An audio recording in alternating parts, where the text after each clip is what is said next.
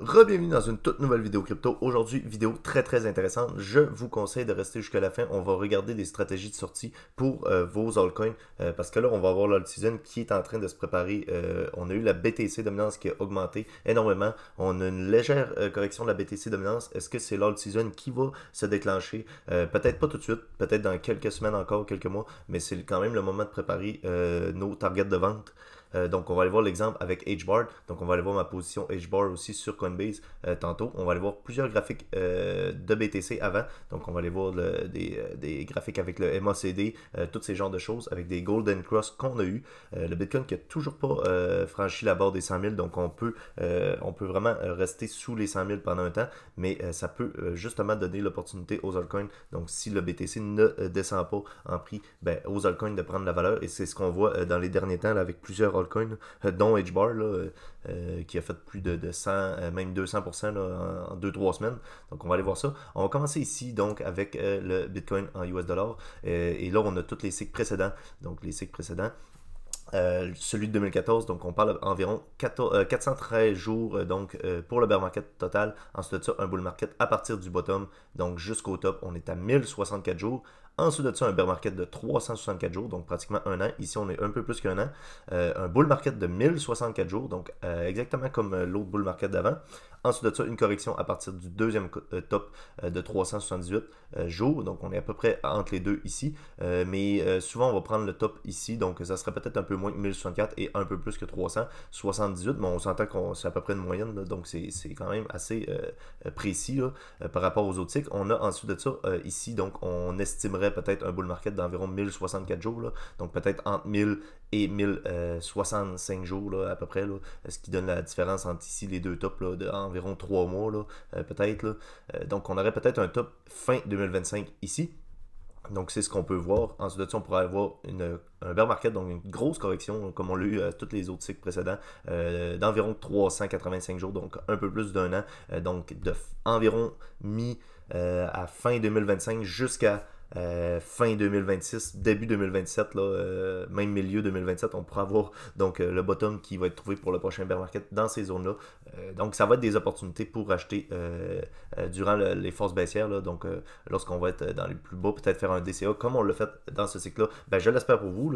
J'ai fait plusieurs vidéos par rapport à ça. J'espère que vous avez accumulé parce que maintenant, il n'y a plus beaucoup d'opportunités pour acheter. Peut-être quelques altcoins encore, mais disons que ça va être plus le temps de penser à vendre. Donc, on va aller voir ça tantôt ensemble. On va continuer ici avec le Bitcoin, donc où on a eu un Golden Cross. Donc, les Golden Cross, ça arrive pas très souvent. C'est lorsque la MA 100 passe par-dessus la MA 200. Donc, on l'a eu ici. Donc, la MA 100 passe par-dessus la 200. Ensuite de ça, on a eu la première phase haussière. Ici, c'était la COVID, donc on n'aurait pas pu prédire. Mais on a eu une deuxième confirmation de Golden Cross après la COVID, donc ici qui nous a enclenché le bull market. Ensuite de ça, lorsque c'est l'inverse, la MA 100 qui passe sous la MA 200, ben là, on a une confirmation de force baissière, donc on l'a eu ici. On a eu un autre mini Golden Cross ici pour le double top. Là. Ici, c'est un peu un cycle particulier. Là. Et ensuite de ça, ici, on a eu l'inverse du Golden Cross. Je pense que ça s'appelle un Dead Cross. Donc là, ensuite de ça, Bear Market, on a eu un Golden Cross ici. Donc, début 2023, où on a eu une très belle phase haussière. Et là, on a un autre Golden Cross donc, qui est arrivé ici, là, disons fin 2024, là, on est à peu près là, récemment. Donc, on a eu un Golden Cross. Et là, on est parti où? Ben, envers les 100 000. Donc, on est environ à 96 000 en ce moment. Mais le Bitcoin est allé toucher les 99 750 la semaine dernière, si je ne me trompe pas. Ensuite, on va continuer ici. Celui-là, je vais le zoomer un petit peu parce qu'on ne voit pas très bien. Donc, on va aller voir ça ensemble ici. Le Bitcoin en US ici, donc son graphique en US. Ensuite de ça, on a la BTC dominance ici en rouge. Donc, la BTC dominance, on l'a vu plusieurs fois ensemble. Donc, à chaque fois qu'on a la BTC dominance qui chute, c'est les altcoins qui prennent la valeur. Ici, on a la BTC dominance qui augmente. Donc, c'est tout le Bitcoin qui prend la valeur. Ici, altcoin season. Et ici, c'est ce qu'on a vécu là, dans les deux dernières années, là, la BTC dominance qui a augmenté. Et là, on est potentiellement dans un top. En plus de ça, il me semble que j'en avais parlé dans la dernière vidéo ou l'autre d'avant, donc la zone des 0,618. Donc, lorsqu'on mesure avec les Fibonacci du top jusqu'au bottom, ça nous donne une zone. Et l'autre top d'après c'est trouvé au niveau des 0,618. Et si on mesure le top ici jusqu'au bottom et ici, on arrive à la zone des 0,618 aussi ici. Donc ça pourrait être un signe où on est proche d'un top de la BTC Dominance. On peut encore monter un petit peu. Ça ne veut pas dire que c'est très très précis, mais on est très très proche d'avoir donc la correction de la BTC Dominance, ce qui veut dire le début de l'all-season, avec ici le MACD, donc qui a des croisements bullish aussi, donc la bleue qui passe par-dessus la orange ici, donc très très bullish. À chaque fois on l'a eu, là, ici on était pratiquement au top, et vous voyez qu'on a quand même augmenté un petit peu après. Ici, ben, on a descendu après, donc c'est pas très très précis à 100%, mais on voit quand même que c'est assez précis. Ensuite de ça, on va venir voir ici, donc le graphique de Others, dominance, donc c'est toutes les autres cryptos, la dominance de toutes les cryptos et par rapport à la BTC dominance. Donc la BTC dominance, on l'a vu tantôt, ici c'est la graphique en rouge ici, et ici on aurait donc toutes les altcoins, la dominance de toutes les altcoins par rapport à la dominance du Bitcoin, et on peut voir qu'on suit un genre de un pattern qui va de plus en plus grand, là, large, donc on est venu toucher le top ici, le bottom sur la ligne, le top ici, le bottom ici, et on voit qu'on est vraiment sur cette ligne-là, donc les mèches sont pile poil sur ça, là, on le voit ici, ici, en fait plus ici, on est vraiment venu toucher, ici aussi, et en haut là, on est venu toucher exactement ici, et on est venu faire une mèche exactement ici, donc un petit peu plus haut que la zone des 0,618, mais on voit que c'est très précis avec la trendline, donc où on pourrait voir le prochain top du prochain cycle, ça serait pas nécessairement au niveau 2027 peut-être, mais peut-être qu'on va aller chercher quand même dans ces zones-là ici, là, sans nécessairement les chercher là, parce que si je vois ça quand même assez haut, là, disons qu'ici on arrive environ 2028, selon moi on va être plus en bear market dans ces zones-là, mais c'est quand même intéressant de voir en fait qu'ici ben, on a beaucoup de marge à aller chercher, là, même si on remonte au même top qu'ici, là, juste ici, c'est toute la dominance qui va se transverser, donc de BTC aux autres cryptos, donc très très très intéressant à constater. BTC ici, qu'est-ce que je voulais vous montrer par rapport au BTC, les zones de Fibonacci, on va aller voir ça aussi tantôt avec d'autres altcoins. Pour ceux qui détiennent du Bitcoin, donc les zones de Fibonacci, très très intéressant là, par rapport au dernier top, tantôt je vais vous le montrer un petit peu, là. Donc les zones intéressantes à prendre des profits pour ceux qui ont du Bitcoin, ben, c'est évidemment avant les 100 000, ici on a les 102 000 en fait, là, les 1.618, toujours intéressant de prendre des profits avant les zones de chiffrons, là. Donc les 100 000 en plus, c'est la plus grosse zone qu'on peut pas avoir sur Bitcoin, là.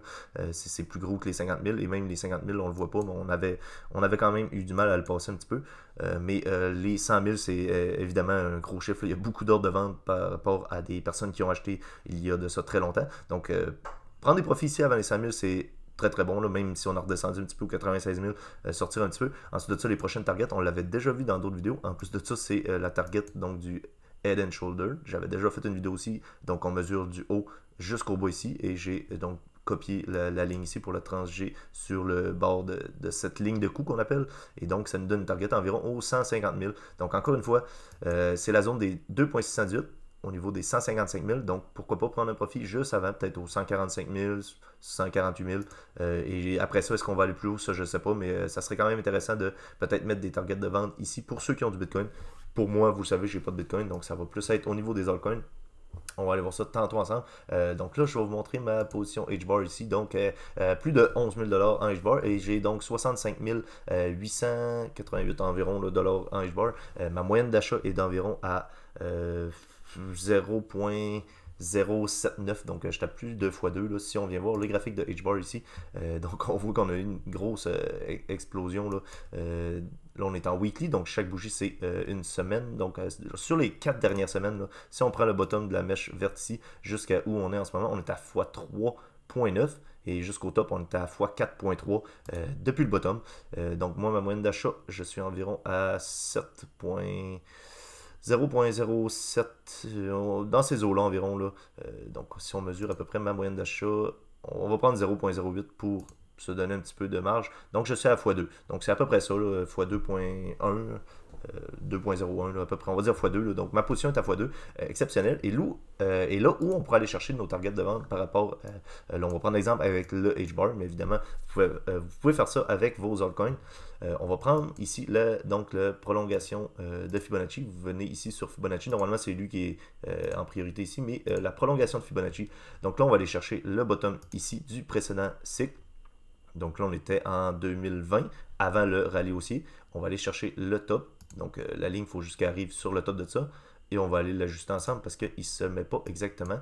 Donc là, on est sur le bottom ici, donc le 0. Ici, on est sur le bottom, c'est bon. Et là, il faut juste ajuster le haut ici. Je ne sais pas pourquoi la zone des 1 se met un peu plus haut tout le temps. C'est le point qui se met là, mais il faut vraiment ajuster la ligne là, pour être le plus précis possible. Donc là, on va aller voir la mèche ici. Si on regarde le H en haut, cette mèche-là, on est à 0.57 0.574. Donc là, on va juste descendre un petit peu ça pour que ici on voit 0.574 environ. On va venir descendre ça 0.574. Donc on est à peu près. On va verrouiller ça ici. Donc là, des targets intéressantes pour, par exemple, le H-bar, ben, on aurait évidemment le all-time high. Ensuite de ça, on aurait la zone des 1,618, 2,618. On va aller voir ça ensemble. Quelque chose qu'il faut regarder, évidemment, c'est le market cap. Donc, je vous propose ce site-là qui est très intéressant, le market cap off. Donc, vous allez sur market cap off. C'est très intéressant parce que, évidemment, si on prend H-bar, ben, le top ici, il y avait un nombre de milliards de market cap. Tandis que là, en ce moment, on est où par rapport à ce top ici? Donc, ce top-là, ça ne veut pas dire que l'all-time high en termes de market cap de cette crypto-là va être au même prix. Donc, on va aller calculer ça ensemble ici. Donc, vous prenez, par exemple, H-bar ici. Vous venez sélectionner H-bar ici aussi. Donc, le market cap de H-bar par rapport à celui de H-bar. Donc là, ça va nous donner un chiffre ici. Donc, vous prenez H-bar ATH. Donc, ATH, ça nous dit quoi? 0.018. Ça ici, c'est le prix où H-bar doit se situer pour avoir le même market cap qu'il y avait lors du précédent cycle aussi. Donc là, c'est assez impressionnant là, quand même. Là. On va se mettre une petite ligne ensemble ici. Donc au niveau des 0.1819. Bon, on va dire 0.18 là. On va venir sélectionner ça ensemble ici. 0.1813, ça va. On va se mettre ça ici. Donc si vous voyez, on est exactement sur l'ATH market cap. Donc on appelle ça un ATH market cap. Et lorsqu'on va atteindre ici, ça va être l'ATH contre le prix. Donc, par rapport à son précédent ATH, H-bar a quand même un market cap de moins de 68%. Donc, il y a eu une dilution de token, évidemment. Mais là, on voit quand même que H-bar est très intéressant. Là. Ben, pas à acheter en ce moment, là, évidemment. Je ne vous conseillerais pas d'acheter en ce moment. Là. Il fallait probablement acheter avant. Là. Mais on voit qu'on est déjà à l'ATH market cap. Donc, il y en a des fois qui vont dire, au lieu de prendre un ATH, un profit à l'ATH contre le prix, ils vont décider de prendre des profits à l'ATH market cap. Donc, pourquoi pas pour ceux, par exemple, qui écoutent, qui ont une grosse position H-bar et qui veulent, là, je ne sais pas pourquoi j'ai perdu mon graphique H-bar, on va y retourner, qui veulent prendre des profits à l'ATH market cap, ça reste quand même une bonne solution. C'est toujours une bonne idée. Moi, je vais quand même attendre parce que je considère que le H-bar va faire des nouveaux sommets plus hauts. Mais pour ceux qui veulent vraiment prendre un profit, par exemple 10% de profit ou 5% de profit ici, c'est pas con. On peut aussi prendre des profits dans la zone des 0,382 au 0,5 ici. Pourquoi pas? Donc moi, personnellement, évidemment, c'est pas des conseils en investissement. Là, je vais prendre mes premiers profits à partir de l'ATH de prix, ATH de prix. Et donc, à partir d'ici, bon, on a un autre x3 à peu près, donc un autre x3. Et après ça, ben, on a évidemment la zone des 1,618, la zone des 2,618, 3,618. Après ça, ça commence un petit peu à être élevé. Est-ce qu'on va vraiment aller chercher ça pour des targets de prix? Là? Ça, on ne le sait pas, là, évidemment. Là, on peut se mettre ici en normal pour voir à peu près ça ressemble à quoi le graphique de H-bar. Donc, si on prend le bottom du précédent cycle jusqu'au top, H-bar a fait un 8900%, donc un x90.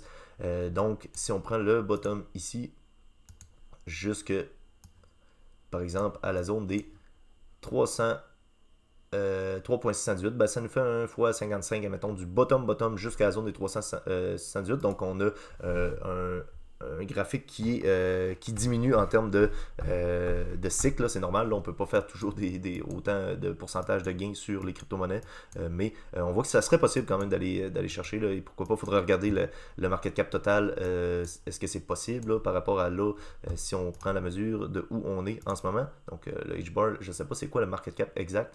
On pourrait peut-être le voir ici. Donc là, on a un market cap de 6900. Donc est-ce que c'est ça?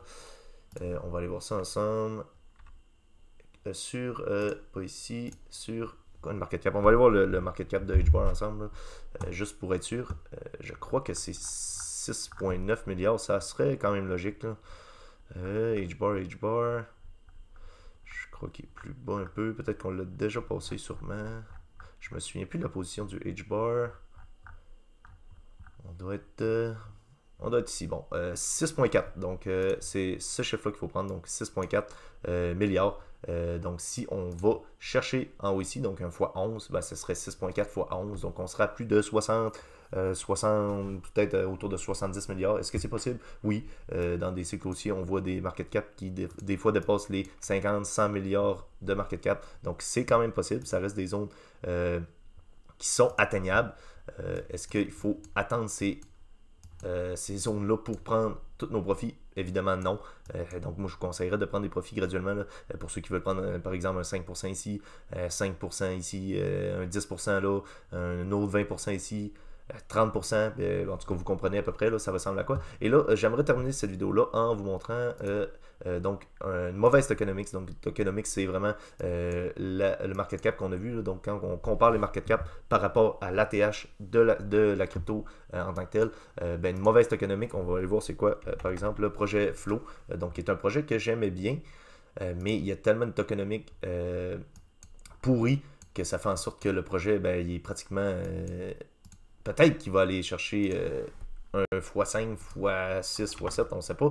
Mais selon moi, il n'y a pas beaucoup de potentiel pour ce genre de crypto qui ont tellement une grosse dilution de tokens. Là, si on prend de flow à flow, vous allez voir. Donc, on prend ATH flow, on est à 3.26. Si on vient voir ici, flow, son ATH, si on prend le H en haut ici de cette bougie-là, on est à... non, ça ne sera pas le bon. On va aller chercher plutôt un graphique, avoir le bon ATH, donc le H en haut ici.